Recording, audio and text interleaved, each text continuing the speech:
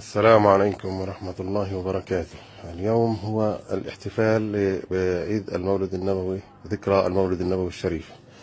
والمسجد الإبراهيمي مفتوح جميعا، كل أروقته أمام المصلين المسلمين، ونحن ندخل من الباب الخلفي. في الأيام العادية ممنوع للمسلمين أن يدخلوا هذا الباب.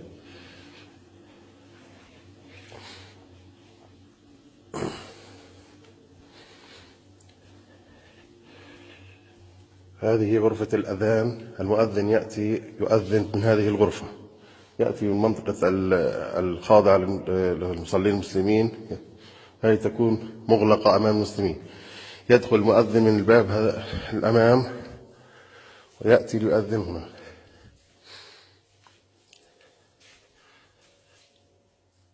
هذا مقام سيدنا يعقوب عليه السلام.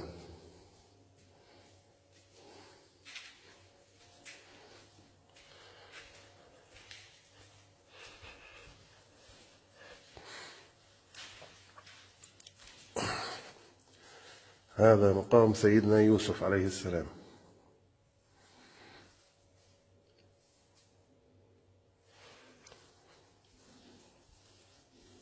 هذه المنطقة تسمى اليوسفية. ندخل من هنا.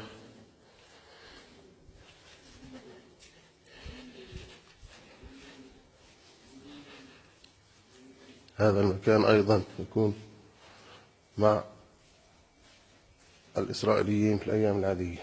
اليوم مفتوح جميعا أمام المسلمين.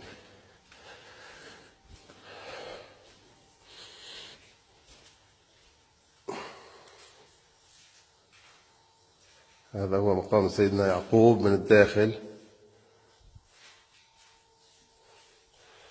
وهذا مقام سيدتنا زوجة سيدنا يعقوب لائقة عليها السلام.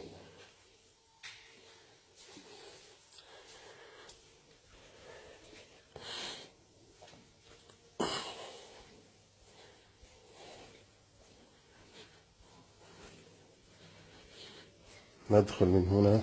هذا مقام سيدنا إبراهيم الخليل له. هذا هو مقام سيدنا إبراهيم من 3 جهات مكشوفة، من هنا ومن هنا.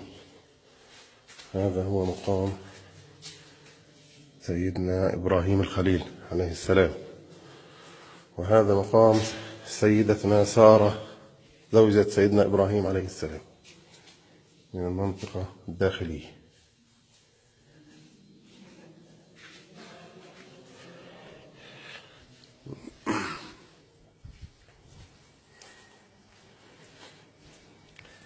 الآن نتوجه إلى الساحة الإسحاقية التي يوجد فيها مقام سيدنا إسحاق وزوجته سيدتنا رفقة. هذا هو مقام سيدتنا سارة.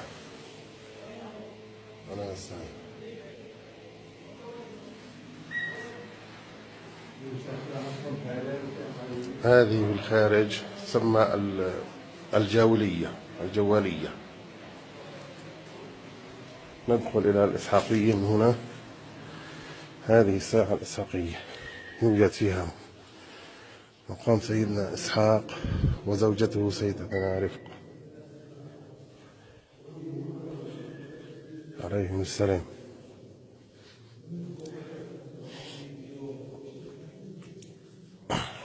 كل المسجد الإبراهيمي مفتوح أمام المصلين المسلمين. هذا هو الغار الشريف. هذا هو الغار الشريف. هذه الفتحة يوجد ضوء في الأسفل عند المغارة التي يوجد فيها قبور الأنبياء. تفتح من هنا ويوجد إضاءة داخلية.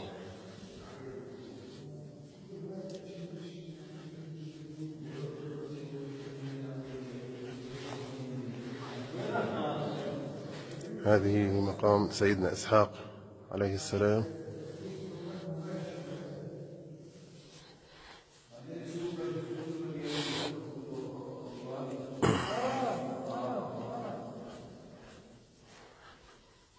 وهذا مقام سيدتنا رفقة عليها السلام.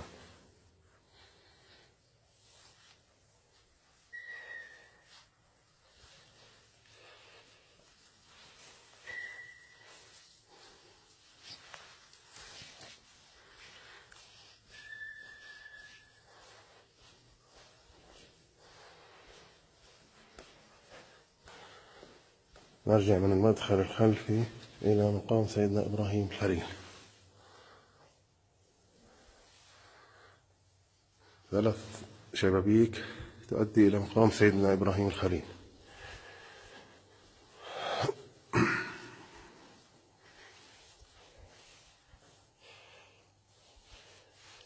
هذه منطقة التي دخلنا منها في الأول هي اليوسفية.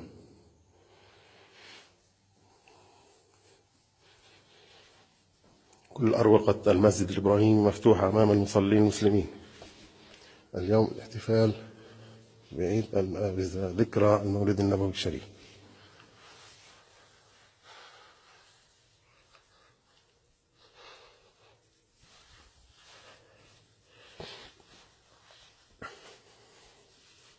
هذا هو منبر سيدنا صلاح الدين الأيوبي الذي جلبه من مصر،